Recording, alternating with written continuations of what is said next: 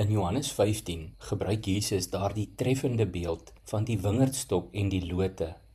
Jy hoef nie eers in die Wes-Kaap te bly om dit te verstaan nie. Dit is so 'n goeie beeld. Ek dink elkeen wat al ooit druiwe geëet het, verstaan dit onmiddellik. In vers 5 gee Jesus vir ons die kernboodskap van hierdie metafoor. Hy sê daar, ek is die wingerdstok, julle die lote. Wie in my bly en ek in hom, dra baie vrugte. Dit is daarom voor die hand liggend. Elke kind van God is soos 'n loot wat ingeënt is op die wingerdstok, Jesus Christus. Van vers 9 af kom Jesus se opdrag oor naaste liefde dan baie sterk deur. Hy sê sommer reguit vir ons, soos die Vader my liefhet, het ek julle ook lief. Julle moet in my liefde bly. As julle my opdragte uitvoer, sal julle in my liefde bly, net soos ek die opdragte van my Vader uitvoer en in sy liefde bly. Dit sê ek vir julle, sodat my blydskap in julle kan wees en julle blydskap volkome kan wees. Dit is my opdrag. Julle moet mekaar lief hê soos ek julle liefhet. Ons hoor sommer duidelik hoe Jesus verklaar dat sy opdrag aan ons in vers 12 is om mekaar lief te hê. En nie net effentjies of so half bolangse liefde nie. Die norm, die standaard is hemelhoog.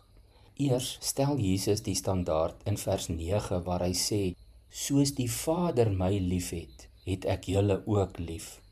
So niemand kan hieroor kibbel nie.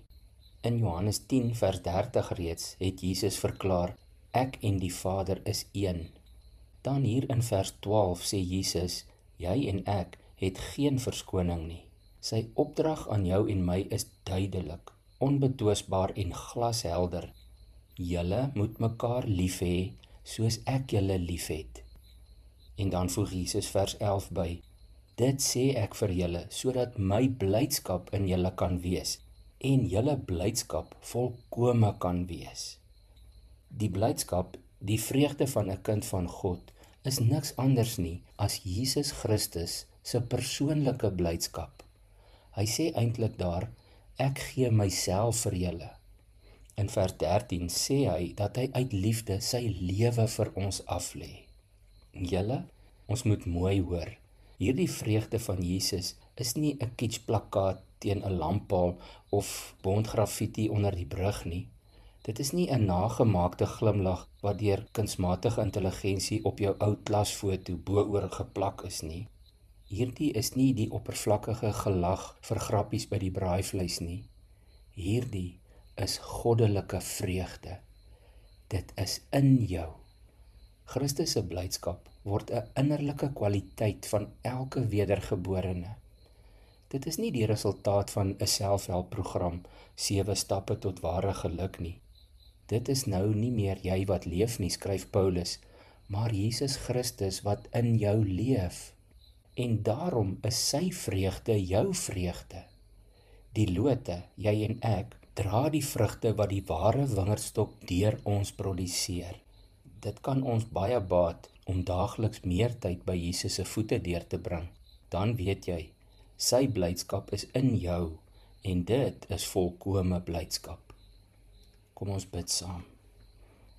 Here, help my om hierdie volkome blydskap te verstaan, te ervaar.